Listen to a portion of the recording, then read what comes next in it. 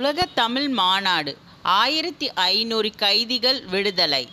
உலக தமிழ் மாநாட்டை ஒட்டி தமிழகம் முழுவதும் உள்ள சிறைகளில் இருந்து 1500 கைதிகளின் தண்டனை காலம் குறைக்கப்பட்டு விடுதலை செய்யப்பட்டார்கள். சிறையில் இருந்து 10 கைதிகள் கவிதை எழுதும் ஆற்றல் பெற்றவர்கள். சிறையிலே பல கவிதைகள் எழுதி குவித்தார்கள். அவர்கள் உலக தமிழ் மாநாட்டை காண விரும்பினார்கள். அதற்கு அரசாங்கம் விசேஷ அனுமதி அளித்தது. மாநாட்டு நிகழ்ச்சிகளை கண்டு கழித்துவிட்டு அவர்கள் மீண்டும் சிறைக்கு திரும்பினார்கள். ஜனாதிபதி பாராட்டு.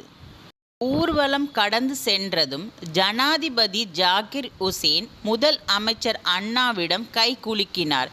இதை போன்ற ஊர்வலத்தை நான் கண்டதில்லை என்று பாராட்டினார். தொடக்க விழா.